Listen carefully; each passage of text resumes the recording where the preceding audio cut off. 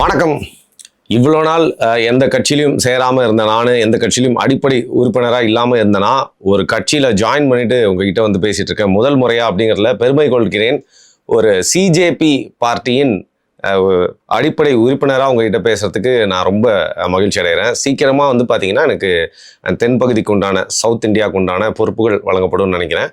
அடுத்த எலெக்ஷனில் வந்து எம்பி சீட்டும் வழங்கப்படலாம். இல்லை அதுக்கு முன்னாடி உள்ளாட்சி தேர்தலையும் நான் வந்து பங்கு பெற்று என்னுடைய வெற்றி அடைவேன் சிஜேபி பார்ட்டிக்காக. சிஜேபி பார்ட்டினால வந்து பார்த்தீங்கன்னா இன்னைக்கு சின்ன சின்ன கட்சிகள் மட்டும் இல்லை, இந்தியாவே ஆல்மோஸ்ட் பிடிச்சிட்ட பிஜேபி வந்து சும்மா அலறின்னு இருக்கிறாங்க. அப்படிங்கிற இந்த சூழ்நிலையில் தான் எல்லாருமே யார் இந்த சிஜேபி அப்படின்னு சொல்லிட்டு பேசிட்டு இருக்காங்க. ஸோ காக்ரோச் ஜனதா பார்ட்டி, நானே பேசலான் இருந்தேன் நேத்தியே. நீங்களும் இப்போ விஷயம் வைரல் ஆக வந்து பார்த்தீங்கன்னா எல்லாருமே இதை பற்றி பேச சொல்லியிருக்கீங்க. அதாவது என்ன ஆகுதுன்னா, மே 15 சுப்ரீம் கோர்ட்டோட சீஃப் ஜஸ்டிஸ் சூரியகாந்த் அவர் என்ன பண்ணுறாரு, நாட்டை பற்றி நிறைய விஷயங்கள் ஒரு கேஸில் கமெண்ட் பண்ணிட்டு இருக்கும்போது இங்கே வந்து வறுமை இருக்குது அப்படின்னு சொல்லி பேசிட்டே இருக்காரு. அங்கே வேலையில்லா திண்டாட்டத்தில் நிறைய பேர் இளைஞர்கள் வந்து வேலை இல்லாமல் காக்ரோச் மாதிரி, பேராசைட் மாதிரி நம்மளோட சிஸ்டத்தை வந்து தாக்கிட்டு இருக்காங்க. அது வந்து நாட்டுக்கே நல்லது இல்லை அப்படின்னு சொல்லி யாரெல்லாம் வேலை இல்லாமல் இருக்காங்களோ, அன்எம்ப்ளாய்டு யூத் இருக்காங்களே, வேலை இல்லாமல் பட்டதாரிகள், அவங்க எல்லாரையுமே வந்து பார்த்தீங்கன்னா கொஞ்சம் கடிய சொற்களால் வந்து சாடிடுறாரு. அது அப்படியே வந்து வீடியோவாக பரவுது, நிறைய பேர் வந்து அதை பார்க்குறாங்க. பார்த்தோன்னே என்ன ஆகுது, ஒரு நபர் காக்ரோச் ஜனதா பார்ட்டி அப்படின்னு சொல்லிட்டு வந்து ஒன்று ஆரம்பிச்சு அதுக்கு ஒரு பேஜ் ஆரம்பிக்கிறாரு. பார்ட்டிலாம் ஆரம்பிக்கல, ஒரு இன்ஸ்டாகிராம் பேஜ் வந்து ஆரம்பிக்கிறாரு. அதில் ஒரே நாளில் வந்து பார்த்தீங்கன்னா வந்து ஆல்மோஸ்ட் லைக் ஒரே நாள் முடியறதுக்குள்ளே வந்து 14 லட்சம் ஃபாலோவர்ஸ்க்கு மேலே வந்து கூட்டிட்டாங்க. அது மட்டும் இல்லாமல் கூட்டிக்கிட்டே இருக்காங்க. ஸோ எல்லாருமே வந்து காக்ரோச் ஜனதா பார்ட்டின்னு சொல்லிட்டு வந்து சேர்ந்துட்டே இருக்காங்க. இன்னொரு பக்கம் வந்து பார்த்தீங்கன்னா வந்து ஃபேஸ்புக்லேயும் ஒரு பேஜ் ஆரம்பிக்கிறாங்க. அதுலேயும் வந்து லட்சமாக சேர்றாங்க. ஒரு பாயிண்ட் ஆஃப் டைமில் வந்து ஒரே நாளில் வந்து 3,50,000 ஃபாலோவர்ஸ் வந்துடுறாங்க. அன்னைக்கு ஈவினிங் வந்து பார்த்தீங்கன்னா 6 லட்சத்தை வந்து எட்டிடுது. என்னடா இது அப்படின்னு சொல்லிட்டு எல்லாருமே இதை வந்து பார்க்க ஆரம்பிக்கிறாங்க. இன்னொரு பக்கம் ட்விட்டரில் நம்ம பிஜேபியை வந்து எவ்வளோ பேர் வந்து ஃபாலோ பண்ணுறாங்க, அதெல்லாம் அடிச்சு தூக்கிச்சுமா போயிடுச்சு. காங்கிரஸையும் 8 மில்லியன் பேர் வந்து பிஜேபியை ஃபாலோ பண்ணுறாங்கன்னா, காங்கிரஸ் வந்து 13 பில்லியன் பீப்புள் ஃபாலோ பண்ணுறாங்கன்னு நினைக்கிறேன். அந்த மில்லியன்கள்லாம் அடிச்சுட்டு போயிட்டு இருக்குது. பாரபட்சம் பார்க்குறவங்க, எல்லா மொழி பேசுகிறவங்க, இந்தியாவில் இருக்க மூல முடுக்கில் இருக்கிறவங்க, இந்தியாவை தாண்டி இருக்கிற நிறைய பேர் வந்து பார்த்தீங்கன்னா இதில் வந்து சேர்ந்துடுறாங்க.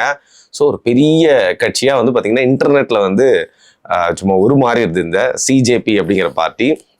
அப்போதான் வந்து பெரிய பெரிய கட்சிகளோட கண்ணுக்கு இது போய் வந்து சேருது. குறிப்பாக வந்து பாஜகவுக்கு எப்போ இது போய் அவங்க கண்ணில் சேருது அப்படின்னு பார்த்தீங்கன்னா, என்னடா அது காக்ரோச் ஜனதா பார்ட்டின்னு நம்மளே எவனோ வந்து ஏளனம் செய்யறதுக்காக ஆரம்பிச்சிருக்கானா, அது மட்டும் இல்லாமல் நம்பர்ஸில் நம்மளை பீட் பண்ணிட்டாங்களே அப்படின்னு சொல்கிறது அவங்களால ஏற்றுக்கவே முடியல. ஏன்னா சோஷியல் மீடியாவில் வந்து பார்த்தீங்கன்னா இறங்கி வேலை பார்த்துருக்காங்க இந்தியா ஃபுல்லாக பிஜேபி அப்படிங்கிறது தெரியும். ஸோ ஒரு பேஜ் மூலியமாக அடிச்சிட்டாங்கன்னா, இது அப்படியே விட்டா இவங்க ஒரு பெரிய கூட்டமாக வந்து திரண்டுட்டாங்கன்னா என்ன பண்ணுறது? ஏங்க, சாதாரணமாக ஒரு பேரடிக்காக ஓப்பன் பண்ணப்பட்ட அக்கௌண்ட்டு, அது எப்படி வந்து இவ்வளோ பெரிய இந்தியாவே ஆல்மோஸ்ட் பிடிச்சிட்ட ஒரு பார்ட்டியை வந்து பார்த்தீங்கன்னா சாட்சி பார்த்துரும் அப்படின்னு சொல்லி வந்து யோசிக்காம ரொம்ப கரெக்டாக தான் பிஜேபி, அதாவது அவங்களோட சைட்லேருந்து பார்த்தா இது ரொம்ப கரெக்டான விஷயம் தான். இதை பார்த்து பயப்பட்டது அப்படிங்கிறதுக்கான ரீசன் எல்லாமே வந்து நான் கடைசியில் சொல்கிறேன். ஸோ ஒரே நாளில் வந்து பார்த்தீங்கன்னா பெரிய நம்பர்ஸ், இதோட பேஜஸ்லாம் வந்து பார்த்தீங்கன்னா தமிழ்நாட்டில் நிறைய பேர்லாம் வந்து இதை ஃபாலோ பண்ண ஆரம்பிச்சிட்டாங்க. இதுக்கப்புறம் தான் வைத்தறிச்சல் பிடிச்சி வந்து என்ன பண்ணுறாங்க, பிஜேபி இதுக்கு மேலே இதை அப்படியே விட்டால் வேலைக்கு ஆகாது, இவங்களை எங்கே வளர்ந்தாங்களோ அங்கேயே முடிச்சு விடணும்னு சொல்லிட்டு மே 21 நீங்கள் இன்றைக்கி பார்த்துருக்காங்கன்னா, நேத்தி என்ன பண்ணுறாங்க, ஒரு மத்தியானம் வாக்கில் வந்து எல்லாருமே அசர்ற டைமில் இவ்வளோ லட்சமாக ஃபாலோ பண்ணிட்டு இருக்க பேஜஸ் எல்லாம் வந்து பார்த்தீங்கன்னா வந்து அக்கௌண்ட்டை வந்து பிளாக் பண்ணுறாங்க, அதாவது வித்தல் பண்ணுறாங்க. அந்த பேஜஸ் எல்லாத்தையும் வந்து பார்த்தீங்கன்னா இன்ஆக்டிவாக வந்து மாற்றுறாங்க. யாருமே தேடினாலும் அந்த ஒரு அக்கௌண்ட்டே இல்லாத மாதிரி வந்து இருக்குது. எல்லாருக்குமே வந்து பார்த்தீங்கன்னா ஒரே சமக்கம், எவ்வளோ தைரியம் இருந்தால் எங்கள் காக்ரோச் படம் மேலேயே வந்து கை வைப்பீங்கடா அப்படின்னு சொல்லிட்டு எல்லா காக்ரோச்சும் சும்மா செம்ம கடுப்பாகி என்ன பண்ணுறாங்க, இன்டர்நெட் முழுக்க இதை பற்றி வந்து பேசுகிறாங்க.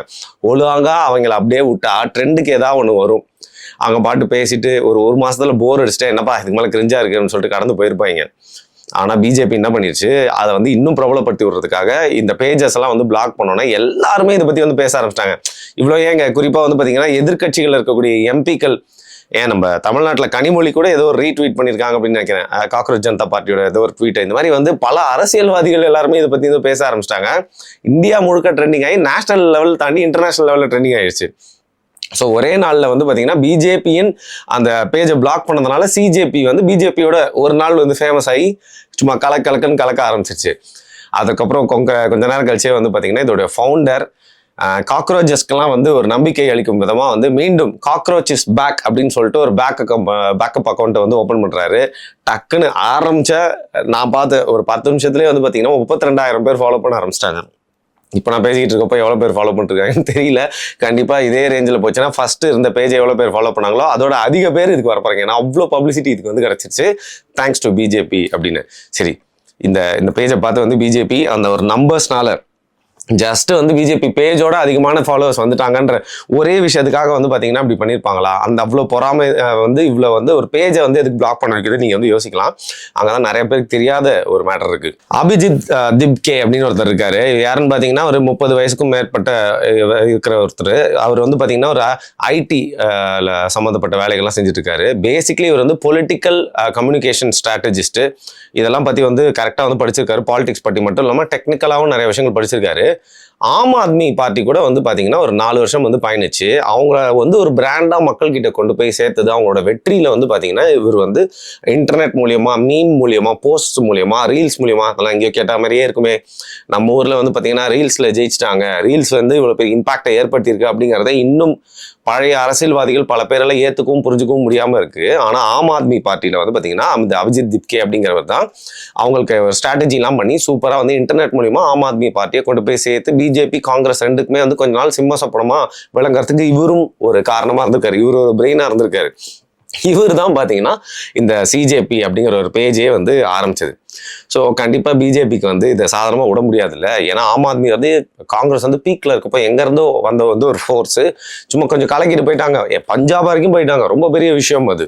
ஸோ அப்பேற்பட்ட ஒரு விஷயத்தை பார்த்த பிஜேபி வந்து பாடம் கற்றுக்கிட்டு இது எங்கேயோ வந்த மூளை இல்லை, நம்மளோட ஒரு எதிரிகள் கிட்ட இருந்து ஆரம்பிச்சிருக்கிறது, அதனால இப்போவே முளையிலே கிள்ளி எரிஞ்சாதான் வேலைக்கு ஆகும் அப்படின்னு சொல்லிட்டதுனால இந்த பேஜஸை ரொம்ப சீரியஸாக எடுத்து வந்து பார்த்தீங்கன்னா வந்து பிளாக் பண்ணியிருக்காங்க. அது மட்டும் இல்லைங்க, இந்த சிஜேபி வெப்சைட் வந்து பார்த்தீங்கன்னா ஒரே நாள்லேயே ஒரு வந்து உருவாக்கிட்டாரு. இதில் இருக்க எல்லா ஐட்டம்ஸுமே வந்து பார்த்தீங்கன்னா ஜஸ்ட் கிளாடு அண்ட் ChatGPT இது ரெண்டுத்தோட உதவியும் வச்சு மட்டும் பார்த்தீங்கன்னா 9 மணி நேரத்துலேயே வந்து ஒரு நாள்லேயே இதுக்கான வெப்சைட்டை டிசைன் பண்ணி வந்து அடிச்சிருக்காரு. ஸோ இவ்வளோ வீரியமாக செயல்படுறவனா இப்படியே விட்டா இது ஒரு ட்ரெண்டாக மாற்றினது மட்டும் இல்லாமல் நிஜமாவே எமோஷனல் வேல்யூவும் இதுக்குள்ளே சேர்ந்துருச்சு அப்படின்னா கூட்டத்தை கூட்டிடுவாங்கப்பா, அதனால முடிச்சு விடணும்னு சொல்லிட்டு முடிச்சு விட்டாங்க. சரி, இப்போ உங்களுக்கு இதெல்லாம் கேட்டோன்னு வந்து உங்களுக்கும் காக்ரோச் ஜனதா பார்ட்டியில் சேரணும் அப்படிங்கிற ஆசை இருக்கும். அதுக்கான உங்களுக்கு தகுதி வேணுமே. அந்த தகுதி வந்து எனக்கு இருக்குங்க, உங்களுக்கு இருக்கு அப்படின்னு சொல்லுங்க. 4 தகுதிகள்.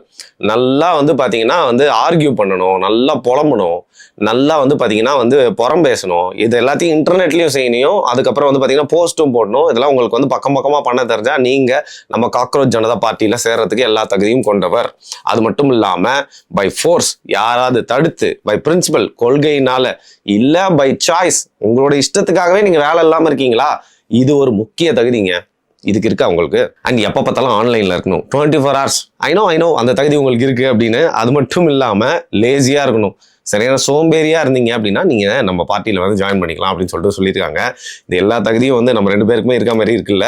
ஸோ எல்லாருக்குமே பாரபட்சம் பார்க்காம சாதி மத பேதங்கள் இன்றி எல்லாருக்குமே வந்து தகுதி இருக்குது அப்படிங்கிற மாதிரி தான் வந்து பார்க்க முடியுது. ஆனால் ஒன்றுங்க, ஒரு சோஷியலிஸ்ட், ஒரு லெஃப்டிஸ்ட் மென்டாலிட்டி கொண்ட, டெமோக்ராட்டிக் மென்டாலிட்டி கொண்ட, ரைட் விங்க்கு எதிரான, சர்வாதிகாரத்துக்கு எதிரான நேரு, காந்தி இந்த மாதிரி வந்து தலைவர்கள்லாம் வந்து பார்த்தீங்கன்னா வந்து கொள்கை ரீதியாக வந்து ஆதரிக்கக்கூடிய ஒரு கட்சியாக இது இருக்கும் அப்படின்னு சொல்லியிருக்காங்க. அது மட்டும் இல்லாமல் அம்பேத்கரையும் அவங்களுடைய ஒரு கொள்கை தலைவராக வந்து ஏற்றிருக்காங்க. ஸோ இதெல்லாம் எங்கேயோ கேட்ட மாதிரியே இருக்குங்கிறீங்க. எதை பற்றி பேசுகிறேன் அப்படின்னா வந்து பார்த்தீங்கன்னா ஒரு சேஞ்ச் அப்படிங்கிற தமிழ்நாட்டிலும் வந்து ஏற்பட்டிருக்குல்ல, அது இன்டர்நெட் மூலியமாக தான் வந்து ஏற்பட்டது அப்படிங்கிறத திருப்பியும் இன்னொரு வாட்டி நம்ம லைவாக வந்து இந்த சிஜேபியின் வளர்ச்சி மூலியமாக வந்து பார்த்துட்டு இருக்கோம். அது மட்டும் இல்லாமல் வாக்குறுதிகள் மட்டும் இல்லாமல் தீர்மானங்களும் நிறைய நின்றுட்டு இருக்காங்க. குறிப்பாக எந்த ஒரு சீஃப் ஜஸ்டிஸ் வந்து காக்ரோச்சஸ் அப்படின்னு சொல்லிட்டு வந்து வேலையில்லாத பட்டதாரிகளை கூப்பிட்டாரோ அந்த மாதிரி வகையாராக்கள் வந்து ஆப்பு வைக்கிற மாதிரி என்ன பண்ணியிருக்காங்கன்னா, சீஃப் ஜஸ்டிஸாக இருந்து ரிட்டையர் ஆகிறவங்களுக்கு அதோட அவ்வளோதான் முடிஞ்சிருச்சு வேலை, ஃபியூச்சரில் அவங்களுக்கு கவர்னர் வேலை தந்து இழுத்தடிக்கக்கூடாது அப்படிங்கிறத முதல் தீர்மானமாக வந்து வச்சுருக்காங்க. அதுக்கப்புறம் அந்த கட்சி தாவல் பண்ணுறாங்கல்ல, ஒரு எம்எல்ஏ ஒரு சின்னத்தில் நின்றுட்டு, ஒரு எம்பி ஒரு சின்னத்தில் நின்றுட்டு, அதுக்கப்புறம் ஜெயிச்சோன்னு வந்து பார்த்தீங்கன்னா எந்த பார்ட்டி கூட சேர்ந்தா அவங்களுக்கு நிறைய லாபம் வருமோ அந்த பார்ட்டி கூட வந்து தாவறாங்க தெரியுமா, அந்த மாதிரி எம்பி எம்எல்ஏஸை 20 வருஷம் வந்து அரசியலேருந்தே பேன் பண்ணணும்னு சொல்லியிருக்காங்க. இது தமிழ்நாட்டுக்கும் பொருந்தும். அண்ட் பெரிய பெரிய அம்பானி, அதானி மாதிரியான பெரிய பெரிய crocodiles இருக்காங்கல்ல, அவங்க மூலியமாக நடத்தக்கூடிய அவங்களுடைய மீடியாஸை முழுக்க முழுக்க பேன் பண்ணணும். இந்த மாதிரி பெரிய பெரிய பணக்காரங்க கிட்ட வந்து மீடியாஸ் இருக்கக்கூடாது.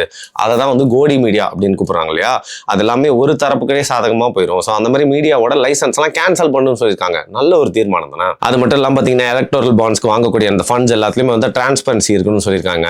50% பெண்களுக்கு வந்து உரிமை கொடுக்கணும்னு சொல்லியிருக்காங்க. இந்த மாதிரி பல நன்மையான திட்டங்களையும் வந்து பார்த்தீங்கன்னா வந்து கூர்தீட்டி வச்சிருக்காங்க. இதெல்லாம் விடுங்க, இன்னொரு விஷயம், பிஜேபி இதை பார்த்து வந்து பயப்படுறதுக்கான முக்கிய ரீசன் என்னன்னா, பீகார், உத்தரப்பிரதேஷ், அது மாதிரி நிறைய மாநிலங்கள்ல என்ன பண்ணிட்டாங்க, ஹிமாச்சல்லாம் வந்து பார்த்தீங்கன்னா இந்த சிஜேபி குழுவில் இருக்கவங்க அவங்கவுங்க பேசி வச்சு அந்தந்த பகுதியில் வந்து பார்த்தீங்கன்னா எங்கெல்லாம் குப்பை இருக்கோ நம்மளோட காக்ரோச் படை போயிட்டு அங்கே இருக்கிற குப்பையெல்லாம் வந்து க்ளீன் பண்ணணும் அப்படின்னு சொல்லிட்டு ஆன்லைன் ஆக்டிவிசம் மட்டும் இல்லாமல் ஆஃப்லைன்லையும் போயிட்டு நிஜமா கும்பலாக கூடி வந்து நிறைய இடங்கள்ல இருக்க குப்பையெல்லாம் கும்பலாக தூக்கியிருக்காங்க. அதுவும் சாதாரணமாக இல்லைங்க, ஒரு ஆத்தரைஸ்டு காக்ரோச் ட்ரெஸ்ஸை போட்டு வந்து தூக்கியிருக்காங்க. கேட்டா ஏங்க குப்பை இருக்கிற இடத்துல தாங்க காக்ரோச் வரும், நீங்க குப்பை போட்டதுனால தானங்க காக்ரோச்சா மாறணும்னு சொல்லிட்டு பிலாசபி வேற பேசுறாங்க. ஸோ பிஜேபிக்கு ஏதோ ஒரு காமெடியா ஆரம்பிச்ச ஒரு விஷயம் ட்ரெண்டா மாறி எல்லாருக்குள்ளேயும் வந்து ஒரு ஒரு நல்ல அடக்கி வச்சிருப்பாங்க தெரியுமா, வெறுப்பு, எஸ்டாப்ளிஷ்மெண்ட்க்கு எதிரான கோவம் இருக்குல்ல, உரிமை கேட்கணும் அப்படின்னு சொல்லிட்டு அந்த கோவம் எல்லாத்தையும் அறுவடை பண்ற மாதிரியான ஒரு கூட்டமா வந்து இந்த சிஜேபி ட்ரெண்ட் மாத்திருமோ. என்னடா இது, ஆஃப்லைனில் போயிட்டு எல்லாம் கும்பல்லாம் சேர்றாங்க, இதை விடக்கூடாதுன்னு சொல்லிட்டு இதை வந்து முழுதுமாக அழிக்க பார்க்கிறார்கள். அதெல்லாம் விடுங்க, இதில் முக்கியமாக வந்து பார்த்தீங்கன்னா இவங்க சொல்லக்கூடிய விஷயங்கள், பேசக்கூடிய விஷயங்கள், அந்த பேஜில் நிறையா டிஸ்கஸ் பண்ணுறது, என்கரேஜ் பண்ணுறது எல்லாமே பிஜேபியோட ஸ்ட்ரக்சருக்கு எதிராக இருக்குது அப்படிங்கிறது பிஜேபிக்கு ஒரு முதல் கோவம். அதையும் தாண்டி வந்து பார்த்தீங்கன்னா ஜென்சி ப்ரொட்டஸ்ட் அப்படிங்கிறது வந்து ஏற்படுத்தப்பட்டது. அதுக்கு பின்னாடி வந்து சில நாடுகள்லாம் இருக்குது அப்படின்னு சொன்னால் கூட இந்த மாதிரி ப்ரொட்டஸ்ட், ரெவல்யூஷன் எல்லாமே வந்து பார்த்தீங்கன்னா இந்த மாதிரி அன்பிரடிக்டபிள் விஷயங்கள் தான் ஆரம்பிக்கும். அதை ரீசெண்ட் டைம்ஸ்லாம் நம்ம அரசியலில் நிறையா வந்து பார்த்துட்டே இருக்கலாம். இவங்களாம் வருவாங்களா அப்படின்னு நம்ம ஏளனம் பண்ணுவோம், பட் அவங்க ஒரு பெரிய பவராக வந்து நிற்பாங்கள்ல. அந்த மாதிரி வந்து இந்த சிஜேபிக்கு அதற்கான பொட்டென்ஷியல் இருக்குது, இது சும்மா விளையாட்டு கூட்டம் இல்லை அப்படிங்கிறது புரிஞ்சுட்டு தான் வந்து பார்த்தீங்கன்னா ஏதோ ஒரு இடத்துல சேனலைஸ் பண்ணி ரெவல்யூஷன் அப்படிங்கிறது வந்துடக்கூடாது. அதுவும் இன்டர்நெட் தான் இன்றைக்கி வந்து பார்த்தீங்கன்னா களம் அப்படிங்கிறத புரிஞ்சுக்கிட்டு இன்டர்நெட் மூலியமா எல்லா மனங்களையும் ஒன்றிணைக்கலாம் அப்படிங்கிறத புரிஞ்சுக்கிட்டு தான் வந்து பார்த்தீங்கன்னா இந்த ட்ரெண்டாகவே அழிச்சு விட்டுறணும், இந்த கும்பலாக வந்து கூட விடக்கூடாது அப்படின்னு அவங்க நினைச்சாலும் இவங்க எதிர்க்க வந்து பார்த்தீங்கன்னா காக்ரோச்சுகளின் பலம் பெரிதாகி கொண்டே இருக்கிறது, காக்ரோச்சுகளின் படை பெரிதாகி கொண்டே இருக்கிறது. நம்ம ஊர்லேயும் நிறைய பேர் வந்து பார்த்தீங்கன்னா தொடர்ந்து இயக்கத்தில் சேர்ந்துக்கிட்டு இருக்காங்க. ஸோ நீங்களும் சிஜேபியில் ஜாயின் பண்ணணும் அப்படின்னு நினச்சிங்கன்னா மேபி அந்த பேஜோட லிங்க் நான் உங்களுக்கு வந்து கீழே போடுறேன், அதை வந்து கிளிக் பண்ணி ஃபாலோ பண்ணிக்கோங்க. அதில் நடக்கக்கூடிய டிஸ்கஷன்ஸ்லாம் வந்து பாருங்க, நிறைய ஹெல்தி டிஸ்கஷன்ஸும் நிஜமாவே வந்து நடக்குது. ஸோ இதான் வந்து சிஜேபி பற்றின மேட்டர்ப்பா. இனிமேல் வேறு ஏதாவது விஷயங்கள் இதை பற்றி உங்களுக்கு தெரியும், நான் சொல்லாத விஷயம் அப்படின்னா அதையும் கீழே கமெண்ட் பண்ணுங்க. நன்றி.